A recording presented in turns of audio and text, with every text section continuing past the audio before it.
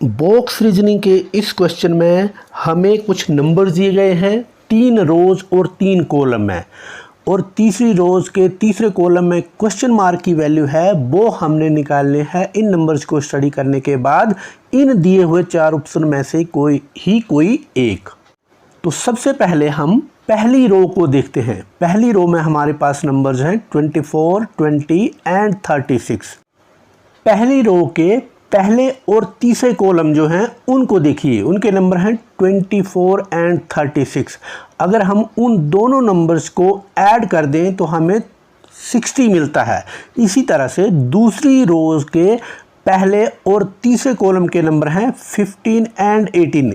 इन दोनों नंबर्स को ऐड कर दें तो हमें 33 मिलता है। अब देखिए 60 से हमें 20 चाहिए जो सेकंड कॉलम में नंबर लिखा गया है पहली रो के, और इसी तरह से 33 से जो दूसरी रो के दूसरे कॉलम में नंबर लिखा गया है 11 वो चाहिए। तो अगर हम इन दोनों सम जो आया है 60 एंड 33 को 3 से डिवाइड कर दे तो 60 को 3 से डिवाइड करेंगे हमें 20 मिलेगा जो दूसरे कॉलम में लिखा गया है। इसी तरह से 33 को जब 3 से डिवाइड करेंगे तो 11 मिलेगा जो दूसरी रो के दूसरे कॉलम में लिखा गया है। तो इसी तरह से हम क्वेश्चन मार्क की वैल्यू निकालेंगे।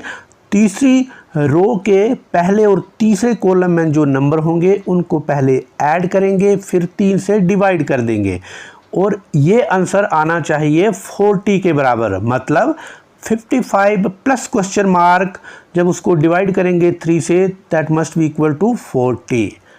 तो जब हम इसको सोल्व करेंगे तो हमें मिलेगा 55 plus question mark is equal to 120, क्योंकि 3 जो डिवाइड किया है वो दूसरी तरफ मल्टीप्लाई में चेंज हो जाएगा।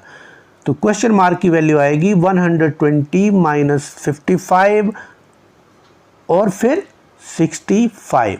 जब हम क्वेश्चन मार्क की जगह 65 रखेंगे फिर इसको सोल्व करके देखेंगे तो 55 प्लस 65 हमें मिलेगा 120, और इसको 3 से डिवाइड करेंगे तो 40। और देखिए हमारा ऑप्शन जो फर्स्ट है वो 65 वैल्यू दे रहा है, यही इसका सही जवाब होगा।